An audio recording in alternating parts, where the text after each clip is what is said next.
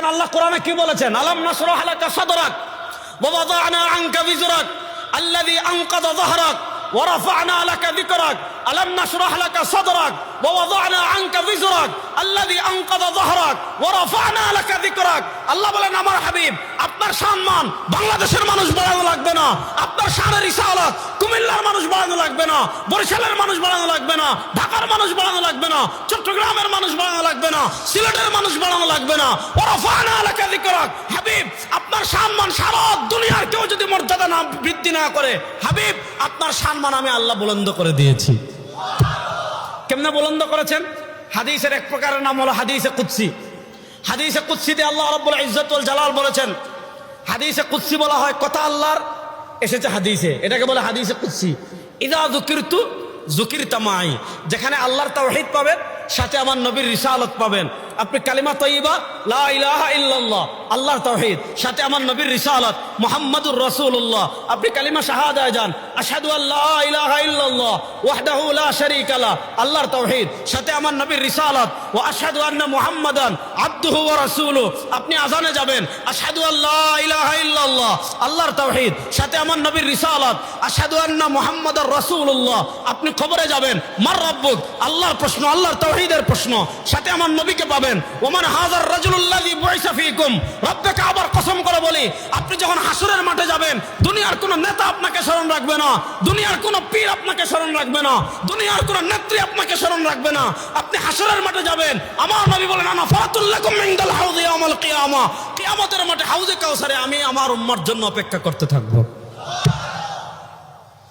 এজন্য নবী করিম সাল্লাল্লাহু আলাইহি ওয়াসাল্লামের সম্মান এতটা পুত পবিত্র। আল্লাহ নবী সাল্লাল্লাহু আলাইহি ওয়াসাল্লামের শুধু নবুয়তের আগের জীবন পরের জীবন দুই জীবন খুব ভালো করে মনে রাখবেন। আহলুস সুন্নাহ ওয়াল জামাতের একটা স্বীকৃত আকীদা। ইমামে আযম আবু হানিফা রাহিমাহুল্লাহ আমাদের ফিকহের ইমাম, ইমামে আযম আবু হানিফা রাহিমাহুল্লাহ আমাদের হাদিসের ইমাম, ইমাম আযম আবু হানিফা রাহিমাহুল্লাহ আমাদের আকীদার ইমাম। তিনি আকীদার প্রথম কিতাব লিখেছেন আল ফিকহুল আকবার, তিনি হাদিসের প্রথম কিতাব লিখেছেন কিতাবুল আসার, আর ফিককে তিনি পৃথিবীতে সবার আগে সুবর্ণিষ্ট করেছেন। আপনি ইমামে আযম আবু হানিফা রাহিমাহুল্লাহর কিতাবুল আসার থেকে শুরু করে আপনি এরপর ইমাম মাতুরিদি রাহিমাহুল্লাহর কিতাবুত তাওহীদে আসেন, ইমাম তাহাবী রাহিমাহুল্লাহর আল আকীদাতুত তাহাবীতে আসেন, ইমাম বাইহাকী রাহিমাহুল্লাহর আল ইতিকাদ ওয়াল হিদায়া ইলা সাবিলির রাশাদ সহ আপনি আহলুস সুন্নাহ ওয়াল জামাআতের আপনি এই এখনকার যুগের বিতর্ক আপনি বাদ দেন, আহলুস সুন্নাহ ওয়াল জামাতের 1200 বছরের আকীদার যত ইমামগণ আকীদার যত কিতাব লিখেছেন সেখানে আকীদার কোন ইমাম আল্লাহ নবী সাল্লাল্লাহু আলাইহি ওয়াসাল্লামের নবুয়তের আগের জীবন নবুয়তের পরের জীবন কোনো পার্থক্য করেন নাই, বরং নিঃশর্তভাবে বলেছেন, আমার সাথে বলেন আমাদের নবী।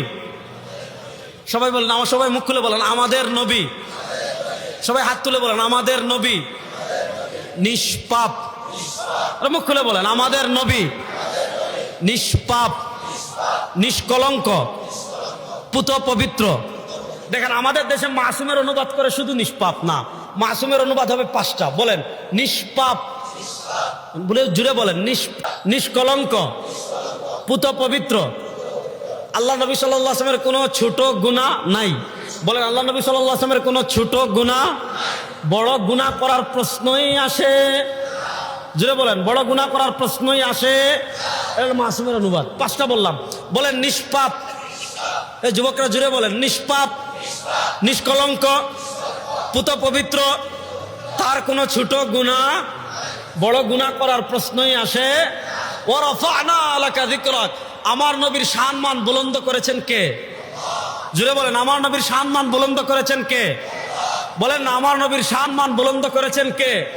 নবী করিম সাল্লাল্লাহু আলাইহি ওয়াসাল্লামের সম্মান আল্লাহ এত বুলন্দ করেছেন, আল্লাহ এত বুলন্দ করেছেন।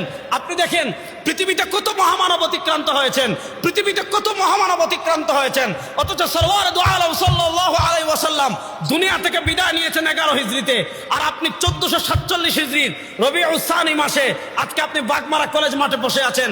যে মহামানব আজ থেকে 1436 বছর আগে দুনিয়া থেকে বিদায় নিয়েছেন, আজকেও পৃথিবীতে লক্ষ তার অনুসারী এমন আছে, তার ইজ্জতের হেফাজতের জন্য শুধু না, রব্বের নবী করিম সাল্লাল্লাহু আলাইহি ওয়াসাল্লামের একটা চুল মুবারকের ইজ্জতের হেফাজতের জন্য, একটা নখ মুবারকের ইজ্জতের হেফাজতের জন্য, একটা আঙ্গুল মুবারকের ইজ্জতের হেফাজতের জন্য লক্ষ মুসলমান করে জীবন দেওয়ার জন্য প্রস্তুত আছে না নয়? তার সত্তা বাদ দিলাম, তার জাত বাদ দিলাম, আল্লাহ নবী সাল্লাল্লাহু আলাইহি ওয়াসাল্লামের একটা চুল মুবারক, আল্লাহ নবী সাল্লাল্লাহু আলাইহি ওয়াসাল্লামের একটা নখ মুবারক, আপনি দেখেন তার সম্মান আল্লাহ কত বুলন্দ করেছেন, তার সম্মান আল্লাহ কত বুলন্দ করেছেন। পৃথিবীতে এমন কোন সেকেন্ড নাই, পৃথিবীতে এমন কোন মুহূর্ত নাই, পৃথিবীর কোন না কোন প্রান্তে আল্লাহর কোন বান্দা পড়ছে আল্লাহুম্মা সাল্লি আলা মুহাম্মদ, আল্লাহুম্মা বারিক আলা মুহাম্মদ। সরওয়ারে দু আলম সাল্লাল্লাহু আলাইহি ওয়াসাল্লাম দুনিয়া থেকে বিদায় নেওয়ার আগে আমাদের সাথে তার সম্পর্ক করে দিয়ে গিয়েছেন। কেমন বলেছেন? বলেছেন মান সাল্লা ইনদা কবরি সামিআতুহু ওয়া মান সাল্লা নাইয়ানু বুলিগতুহু। সরওয়ারে দু আলম সাল্লাল্লাহু আলাইহি ওয়াসাল্লাম বলেছেন, আমার উম্মাহ, আমার রক্তমাখা ইসলাম রেখে যাচ্ছি, আমার দান শহীদ করা আদর্শ রেখে যাচ্ছি। শোনো, তোরা পেরেশান হইস না, চিন্তিত হইস না। আমার উম্মাহ যখন বাগমারা থেকে আসবে, আমার উম্মাহ যখন কুমিল্লা থেকে আসবে, আমার উম্মাহ যখন লালমাই থেকে আসবে, আমার উম্মাহ যখন বাংলাদেশ থেকে যাবে, মান সাল্লা ইনদা কবরি সামিআতুহু। সরওয়ারে দু আলম সাল্লাল্লাহু আলাইহি ওয়াসাল্লাম বলেন, আমার উম্মাহ যখন আমার ইশক মুহাব্বত হৃদয়ে ধারণ করে আমার রওজার পাশে সোনার মদিনায় আসবে, আর আয়েশা বলবে আসসালাতু ওয়াসসালামু আলাইকা ইয়া রাসূলুল্লাহ, আসসালাতু ওয়াসসালামু আলাইকা ইয়া হাবিবাল্লাহ। সরওয়ারে দু আলম বলেন, সামিআতুহু, আমি নিজের কানে শুনতে পাই, আমি নিজের কানে শুনতে পাই। শুনেন, আমাদের শেখুল আরবি ওয়াল আজম, এগুলা ঘটনা বললে এখন আমরা এতটা জাহিরপন্থী হয়ে গিয়েছি। আমাদের শেখুল আরবি ওয়াল আজম সৈয়দ হুসাইন আহমদ মাদানী নব্বরাল্লাহু মারকাদাহু, তিনি মদিনায় হাদিস পড়াতেন। তিনি মদিনায় হাদিস পড়িয়ে একদিনকে নবী করিম সাল্লাল্লাহু আলাইহি ওয়াসাল্লাম রওজায় সালাম দিয়েছেন, আসসালাতু ওয়াসসালামু আলাইকা ইয়া জাদ্দি, হে আমার নানা, আমি আপনাকে সালাম পেশ করছি। উপস্থিত যারা ছিলেন তারা শুনেছেন আল্লাহ নবী ইসলামের রওজা থেকে সালামের জবাব চলে আসছে। এরকম কত ঘটনা আছে।